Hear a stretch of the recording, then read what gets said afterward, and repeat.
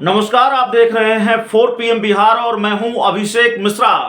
बिहार का सियासी खेला हर पल दिलचस्प होता जा रहा है। एक तो बिहार के मुख्यमंत्री नीतीश कुमार जिस तरह से अपने पार्टी के विधायकों, सांसदों, मंत्रियों से मिल रहे हैं, अपनी पार्टी से मतलब है अपनी पार्टी के कोटे से जो मंत्री हैं सरकार में उनसे मिल रहे हैं, अपनी पार्टी के सांसदों, विधायकों से मिल रहे हैं, उससे हर पल ये सवाल मजबूत होता जा रहा है, वाजिब होता जा रहा है कि आखिरकार नीतीश कुमार के मन में चल क्या रहा है और नीतीश कुमार फिर कोई बड़ा सरप्राइज तो नहीं देने जा रहे हैं।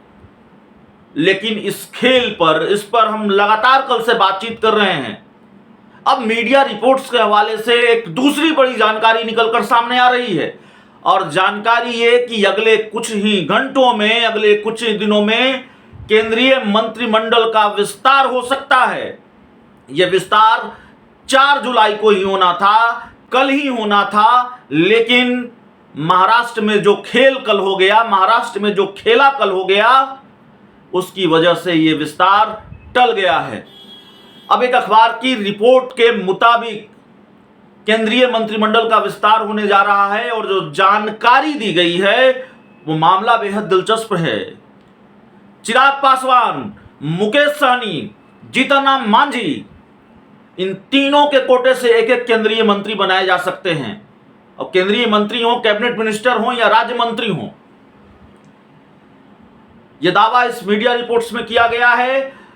आपकी स्क्रीन पर स्क्रीनशॉट है। इसमें कहा गया है कि चिराग पासवान, जीतन राम मांझी और मुकेश सहनी के कोटे से मंत्री बन सकते हैं। जीतन राम मांझी के कोटे से मतलब है जीतन राम मांझी खुद मंत्री बनेंगे, अपने बेटे को मंत्री बनाएंगे। अगर ये होने जा रहा है तो ये देखना होगा। लेकिन जहां तक चिराग पासवान और मुकेश सहनी की बात है, अगर इनको मंत्रिमंडल में शामिल होना होगा तो फिर ये खुद होंगे। मुकेश सहनी खुद मंत्री बनना चाहेंगे और चिराग पासवान खुद मंत्री बनना चाहेंगे। अब केंद्रीय मंत्रिमंडल के विस्तार में इनको जगह मिलने जा रही है, नहीं मिलने जा रही है। सवाल यह भी है कि चिराग पासवान खुद भी मंत्री बनने के लिए तैयार हैं कि नहीं तैयार हैं, क्योंकि चिराग पासवान की प्राथमिकता दूसरी है। उनकी प्राथमिकता सीटें हैं बिहार में, उनकी प्राथमिकता चाचा पशुपति पारस हैं, उनको आउट कीजिए तब हमारी एंट्री होगी।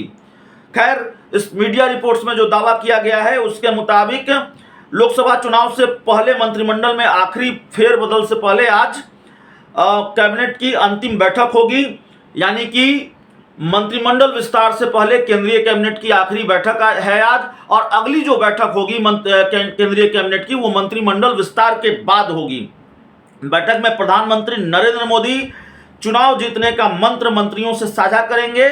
मंत्रिमंडल में फेरबदल भी 4 जुलाई तक होना था, लेकिन महाराष्ट्र में सियासी हालात बदलने से ये टलता दिख रहा है। एनसीपी के भाजपा के पाले में आने से स्थिति बदली है और मंत्रिमंडल में नए साथी को शामिल करना अपरिहार्य हो गया है, जरूरी हो गया है।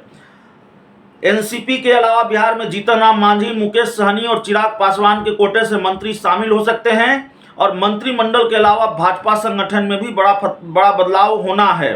एनडीए में अभी कुछ और दल शामिल हो सकते हैं, इसलिए पार्टी बदलाव में जल्दबाजी के मूड में नहीं है। हालांकि राज्य इकाई में बदलाव अलग से किया जा सकता है, खासकर उन राज्यों में जहां इस साल विधानसभा के चुनाव होने हैं। तो चुनाव को देख रही है भारतीय जनता पार्टी और अपने मंत्रियों में भी काफी फेरबदल कर सकती है। यह जानकारी है कि कई मंत्रियों को मंत्रिमंडल से हटाकर संगठन में बड़ा पद दिया जा सकता है, क्योंकि कई राज्यों में विधानसभा के चुनाव भी हैं, देश में लोकसभा के चुनाव भी हैं। लेकिन इन सबसे इतर सबसे बड़ी खबर, बड़ी जानकारी मीडिया रिपोर्ट्स के हवाले से कि मुकेश सहनी, चिराग पासवान और जीतन राम मांझी या जीतन राम मांझी के कोटे से कोई मंत्री बन सकता है। केंद्रीय मंत्रिमंडल में जगह मिल सकती है, राज्य मंत्री या केंद्रीय मंत्री, ये देखना होगा। वैसे चिराग पासवान मंत्री बनेंगे, इसकी चर्चा कई महीनों से होती रही है।